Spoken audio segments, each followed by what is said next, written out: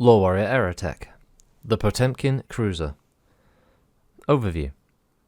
The Potemkin Cruiser is one of the oddest ships ever to see service. Its huge size and the fact that 25 dropships hang from the cylindrical hull make this one of the most recognizable warships in the Star League. Editor's note: this ship was twice the length of today's monolith jump ship. The reunification war taught the SLDF that dropships carrying troops were poorly equipped to defend themselves in space. The Quartermaster Command therefore called for a cruiser that could defend dropships and that was also nimble enough to avoid enemy ships.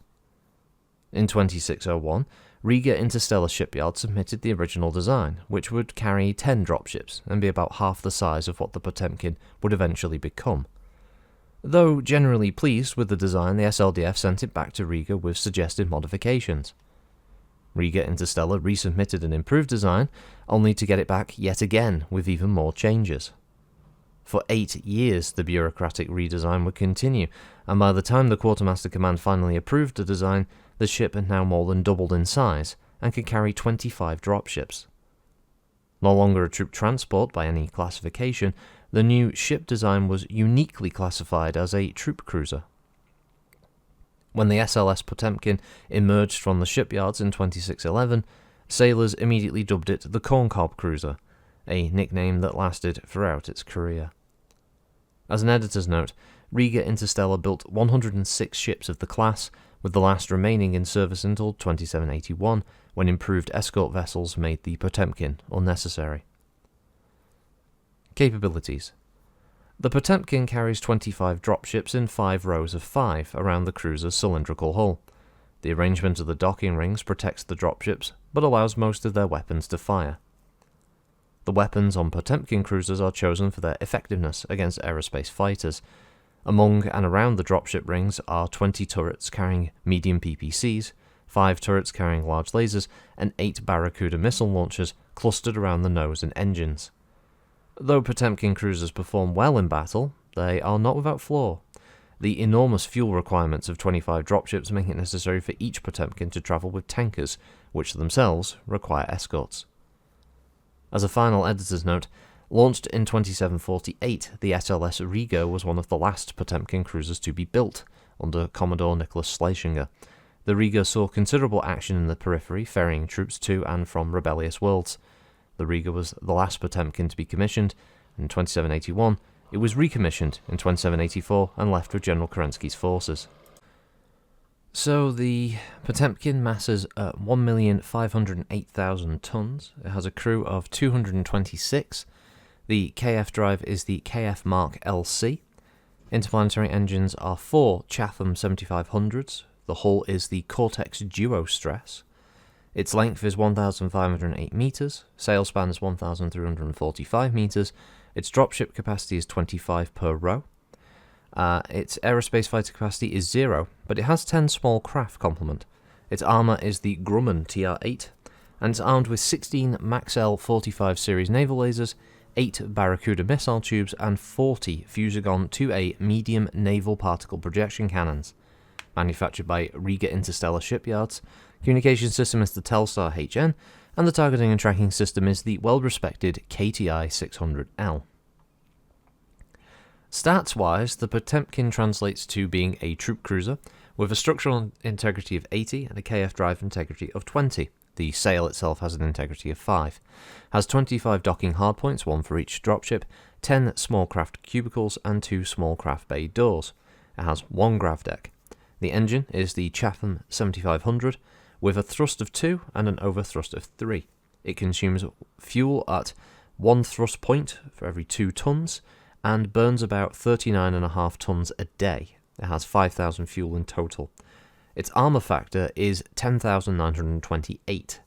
That's split between the command section, with its nose armour being 1,228, and the right and left side having 1,450. The centre section, right and left side, have 1,450 points each, and the engine section has 1,450 on the left and right, and the aft engine section has 1,000 points of armour. Weapons are split between the following sections. The command section, with the nose firing arc, has 2 naval laser 45s in the nose. The The right side has 3 naval laser 45s and 2 Barracuda missiles, and the left side having the same. The middle section, right side and left side, both have 10 medium naval PPCs, and the engine section on the right and left side have 10 medium naval PPCs and 4 NL-45s. Finally, the engine has 4 Barracuda missiles. The only thing I'm disappointed with in the artwork for this is that they didn't put 25 little dropships along it so you could see the docking collars and the sort of the rings of them around the ship. Considering it makes a big deal about that, it's kind of a shame that the art didn't bother to show it, at least in the original 2750 TRO book. That would have been a nice touch. I actually don't mind the look of the ship. There's something for me about kind of just podum, ugly warships that are just kind of cool. These sort of functional shapes. They remind me a bit of Star Wars' sort of design. Star Wars and their design for things like the Carillion gunship, Carillion corvettes, all those kind of things. Just these sort of shapes that make sense for the purpose that they're built for. They don't have to look cool and sleek and angular and stuff like that. They just have to have, you know, the form and function.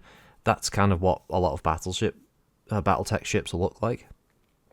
And obviously this Potemkin is no exception to that. Some people I know have their own personal preferences and they think the ships look a bit crap. Fair enough. Some, like, you know, there's a ton of space games out there that do really, really good capital ship designs, and there are other sci-fi franchises that are doing really well. Battlestar Galactica, the original series, let alone the remake. Obviously Star Wars does, Star Trek obviously has quite a few pretty cool looking spaceship designs. But I do quite like this kind of 80s anime-inspired type sort of starships that, yeah, they don't have any kind of... they're not attempting to look cool, they're just big ships. It's interesting with it being like obviously like a big troop transporter, essentially. It's not built for going toe-to-toe with other warships, so it's basically a support vessel, which is cool, but it's got plenty of anti-fighter capability, which means probably after it's deployed all of its dropships, it can probably work in an anti-fighter duty, probably then patrolling areas for any incoming craft, and using that rather sizable amount of PPC, laser, and missile weaponry to hold them off, or probably take down quite a few. I imagine it'd be quite a daunting prospect to attack a ship as well equipped as the Potemkin for anti-fighter work. So yeah, it's pretty cool. I don't mind it. A decent little vessel.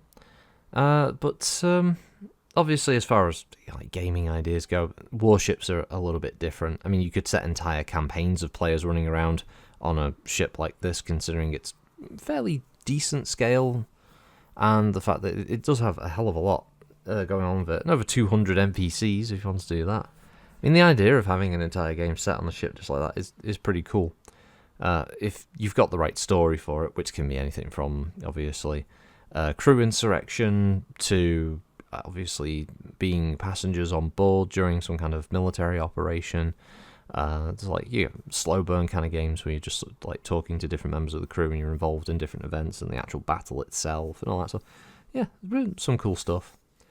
But all that said, I will stop with the yakking. Have a good week as always, and I will catch you next time. Bye bye.